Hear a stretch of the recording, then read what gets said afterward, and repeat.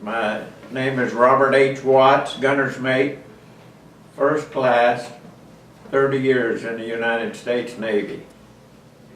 Then we came back to the States and the war was over and people were getting off of the Missouri, and I was a gunner's mate, so I wanted to stay in because the man told me, you don't have a good enough education to make a way out, why don't you stay in, an old chief of mine. So at that time they let you choose the coast you wanted in and the type of ship if it was available.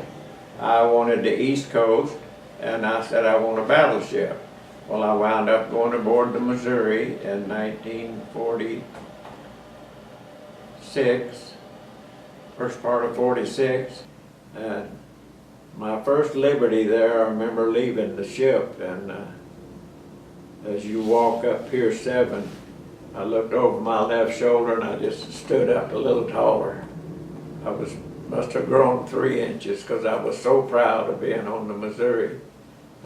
I was on her all of 46, 47, and about the first part of 48, we put the Missouri in the Navy Yard in Brooklyn, New York. But one good thing that I remember was on the Missouri in late 47, President Truman was on board and his wife and daughter.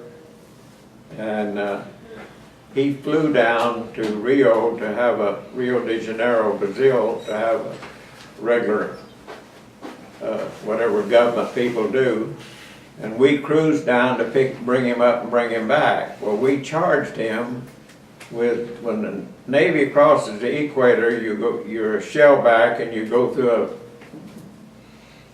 sort of a ritual. Yeah, and so he flew down, so we charged him with that when he came back. I've got pictures to prove it. And we dressed him up like a cook, and we initiated him with the crew. But naturally, he didn't get as bad a wreck as the crew boys did. I can think of one thing that I thought of being on the Missouri that I'm real proud of. We had President Truman on board. My 5-inch mount was right up back where he came out of his stateroom, and if he stands up and looks in the mount, you can just see his head. And me and 3 guys was in there dropping the breech and cleaning it and what have you. And sort of a school like for them, and you can sense when someone's looking at you. And I looked around and he was there, so I said, "Attention on deck," and he said, no, go ahead and do your work. And I said, well, are we making too much noise or something? He says, no, I'm just looking around. So I invited him in, and I told him about, he gets mail on board when you're in port, and people send him cookies and what have you, and they were in the trash cans. And we would take them out of the trash cans and put them under the mount of the gun. And we'd been eating them, you know. And I told him we'd been doing that. He said, well, they won't let me eat it because it could be poison or something. So that's just one of those things. And he laughed. He thought that was pretty funny. But he was a good man, Truman was.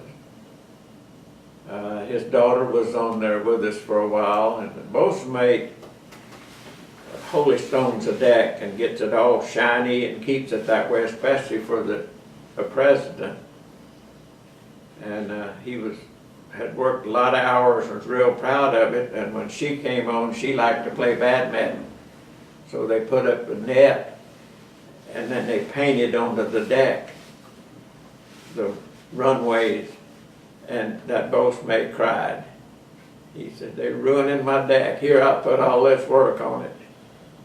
I remember that.